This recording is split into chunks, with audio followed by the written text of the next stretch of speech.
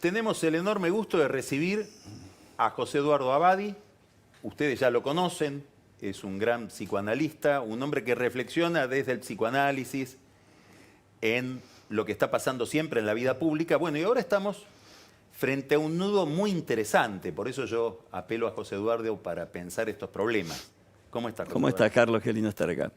Yo leí ayer una nota de Horacio Verbitsky en El cohete a la luna, que es su portal, donde él, entre muchas otras cosas, enumeraba una serie de razones, todas de público conocimiento, yo diría de sentido común, que dice, a mí a partir de todos estos datos, niveles de actividad de la economía, resultados electorales en el interior, etcétera, me pareció obvio que iba a ganar Alberto Fernández. Hablé con encuestadores que habían, no sé si pronosticado o habían detectado que había un empate, con la curiosidad de que esos mismos encuestadores, mirá qué dato este que a mí me resulta muy interesante, antes de la crisis de abril del año pasado, antes de que empiece todo este despelote con los mercados, habían detectado que para buena parte del país, te diría el 48% de la sociedad argentina, ya había la sensación de que Macri no podía cumplir con lo que había prometido. Estoy hablando de comienzos de abril del año pasado. Es muy importante la fecha porque la crisis empezó el 25 de abril. Claro. Daría la impresión de que esos mismos encuestadores, que son casi todos, olvidaron ese dato que ellos mismos habían identificado cuando después empezaron a ver día por día lo que estaba pasando. Ahora vemos, a mí me llamó mucho la atención el discurso de Carrió, que dice, vamos a ganar igual, es casi un mandato divino que no nos podemos ir de olivos. Y más que lo que le pasa a la gente del poder, me interesa, vamos a poner 35% de la Argentina, 40%, media Argentina, a la que resulta inconcebible pensar que lo que pasó podía haber pasado. ¿Y por qué me interesa tanto esto? Porque es lo mismo que le pasó a la otra media Argentina cuando ganó Macri. Exactamente. Imposible de pensar, digamos, esto es una heladera que da calor, digamos, es algo que no puede ser. Entonces, esta larga introducción es para preguntarte por qué esta dificultad para pensar lo que pasa, para prever lo que puede pasar y para concebir como inexplicable o inconcebible lo que al otro le parece obvio. Claro. Bueno, son varias cosas, ¿no? Y es muy importante. Por un lado, vale la pena en todo esto detectar que falta un puente, obviamente, de comunicación. Es decir, falta diálogo. Cuando digo falta diálogo, falta que se escuchen. Que se escuche la realidad, que se escuchen entre ellos y que se escuche al otro. Cuando el puente está ausente y solamente mantenemos conversaciones y, si querés, diálogo, es decir, escuchamos, pero solo a los que piensan como yo, ese puente no existe, existe lo que llamamos el hiato, la brecha, ¿no? O la grieta, como prefieren llamar, si se pone más violento en distintos sectores de la población. Por otro lado, sabemos de ¿Me dejás hacerte una pregunta Por supuesto. sobre esto que acabas de decir?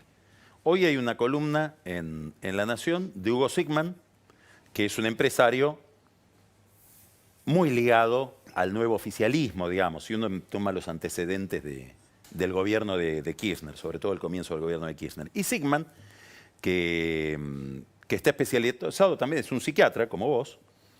Sí, es un dueño de importantes laboratorios. Y fue un médico psiquiatra en sus comienzos. Y médico psiquiatra. Lo conozco muy bien.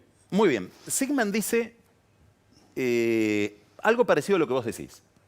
Vamos, acá lo que hay que hacer es darnos la posibilidad de comunicarnos, de entender lo que dice el otro, de suspender esta fractura. Está bien, eso de comunicarnos y entender vale la palabra, ¿eh? Muy bien, pero la que pregunta que yo te quiero hacer es, ¿y no puede ser que haya una contradicción real, que no sea un problema de la voluntad, sino que haya dos formas distintas, ideológicas de entender el proceso político, el proceso económico, la organización social, que haya un conflicto insuperable? Entiendo, es decir... Donde vos pensás que esto es un vaso y yo pienso que es un plato volador. Organizamos los datos que vemos de otra manera.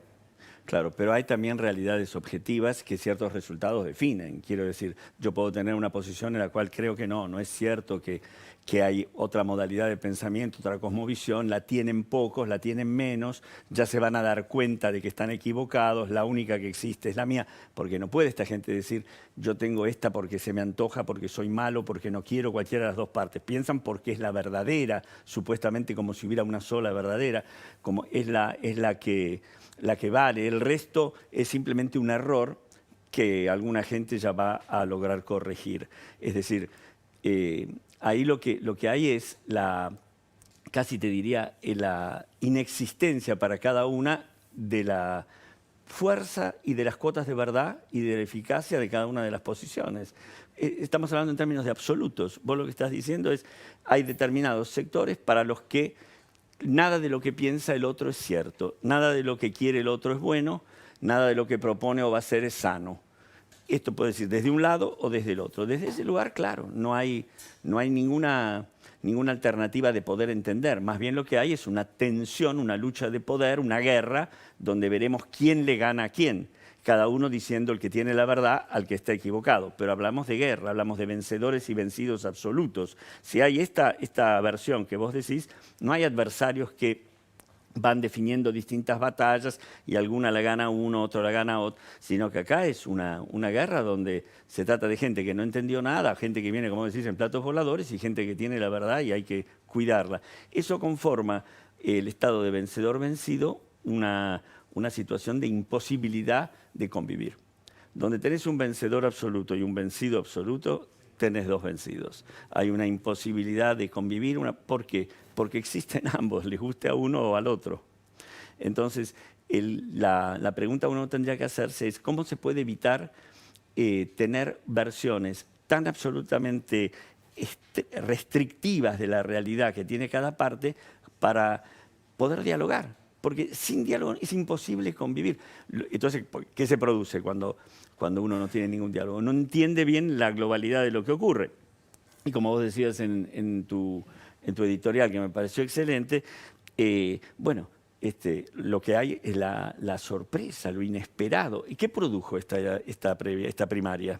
A ver, ¿cómo la ves? ¿Cómo estás mirando lo que sucedió desde el Bueno, lo primero que apareció... domingo a la noche de la otra semana hasta ahora? Claro, lo primero que vimos que apareció fue la perplejidad de un grupo enorme de gente y la alegría también con un cierto desconcierto de los ganadores, porque creo que ni uno pensó perder por una diferencia tan contundente, ni los demás pensaron ganar por una diferencia igualmente contundente. Por lo tanto, el ganador, junto a la alegría, la euforia y una distinta manera de festejar de las distintas partes que componen la coalición ganadora, porque son bastante distintas entre ellas, un cierto necesidad de reacomodarse, de naturalizar el triunfo, de decir, cuando también sabemos que debe haber sido inesperado. Y un enorme sector que esperaba otra versión, la de estos encuestadores que preveían un empate o incluso una victoria, ¿verdad?, del oficialismo. Bueno, esa sorpresa se combinó en ser traumática. ¿Qué quiere decir una traumática?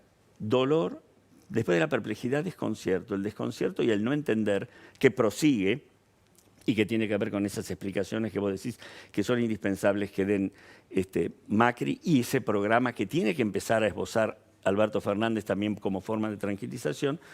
Ese desconcierto, esa incapacidad de poder pesquisar o de poder captar qué es lo que ha sucedido, provoca una angustia enorme. Y la angustia y miedo provoca tensiones persecutorias, tristeza y produce algo más, Carlos, para mí. Produce como lo que vos señalaste, pero agudizado. Cada vez más somos dos países distintos. Como si unos dijeran, pero no entiendo, ¿esto pudo ocurrir? Hay tanta gente que vota eso. Entonces, formamos parte de la misma... Un país es una sociedad, una república es un grupo de gente. ¿Formamos parte de lo mismo? ¿O hay ahí entonces un agrandamiento de la brecha, del hiato, que nos deja más solos, más fantasías persecutorias, más vivencias de peligro y un fenómeno muy interesante que yo pesquisé? Muchos tienen una fantasía, bueno, me voy, o otros, bueno, finalmente llegamos y no nos mueven más, cualquiera de estas variables. Pero hay un grupo que está vivenciando un duelo que tiene que ver con un sentimiento de exilio interior. ¿Qué quiere decir eso? ¿Qué quiero decir eso? Quiero decir, hay una sensación de, bueno, yo entonces acá no tengo más nada que ver. yo entonces acá no formo parte. Yo entonces, si esto es de los que ganaron, ¿cuál es mi lugar si no entiendo nada de lo que ocurrió, si lo que suponía es otra cosa?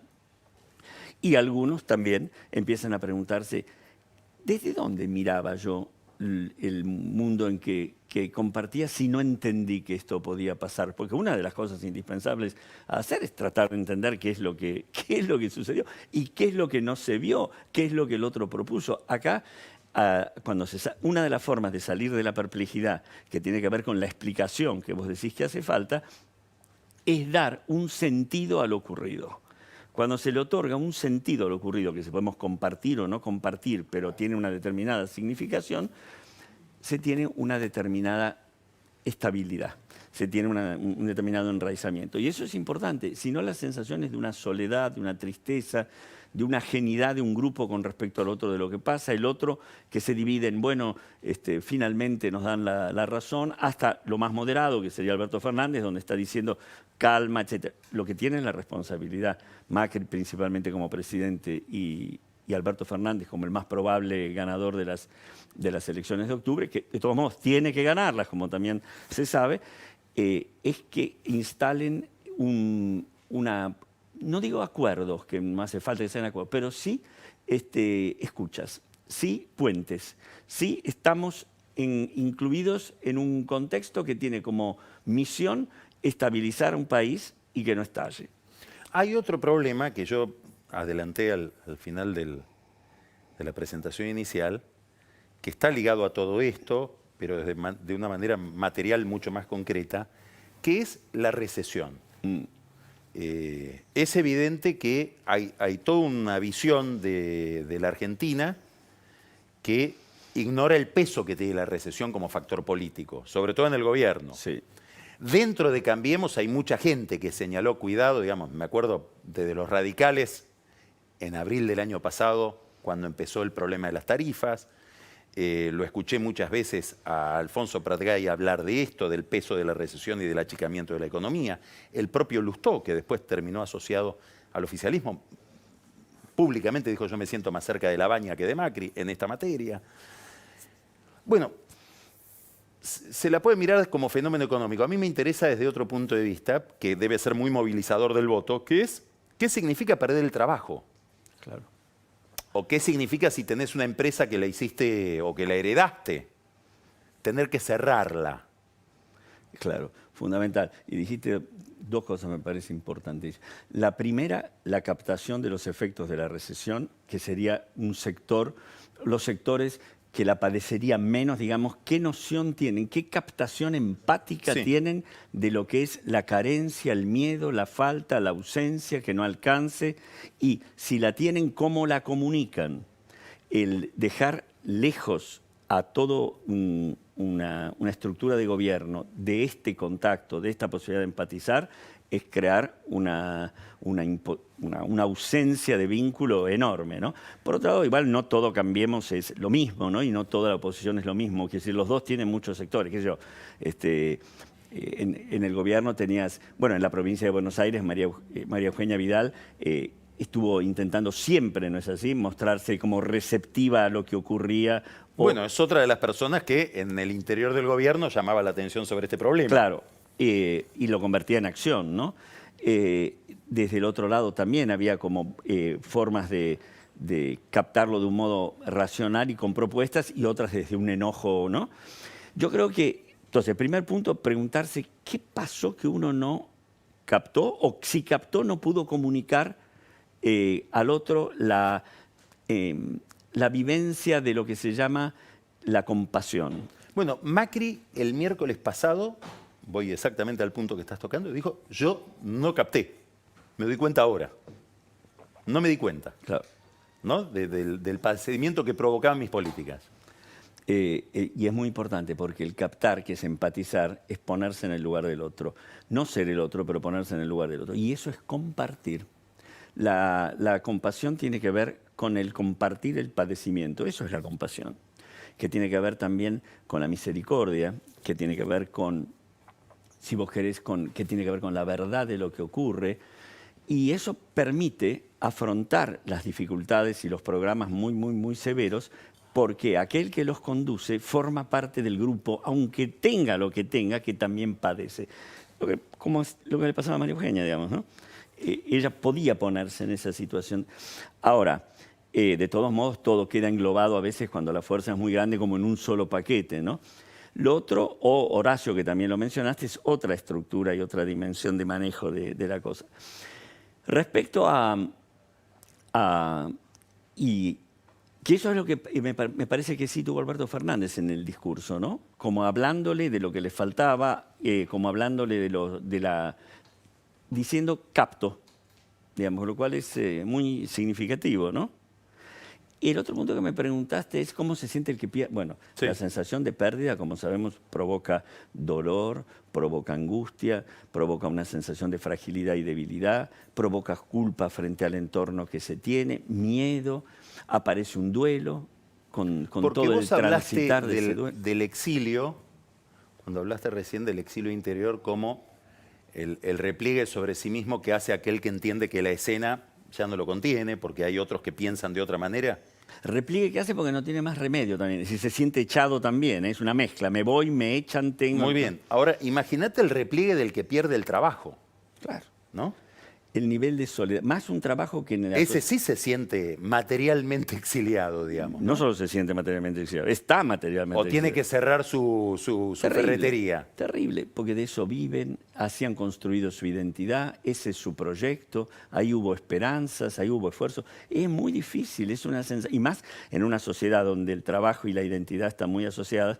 Esperemos que con el avance de la tecnología y todo esto podamos alguna vez, los que hemos estudiado mucho el trabajo desde otro lugar, refundar la noción de trabajo y de la felicidad dentro del trabajo de otro modo, pero es para otro programa.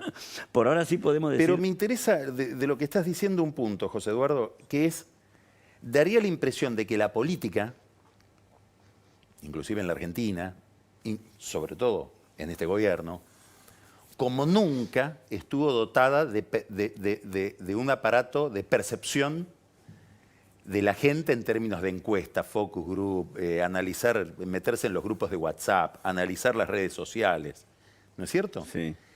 Y esa tecnología coincide con el momento en que los que estaban frente a la consola menos vieron. Sí.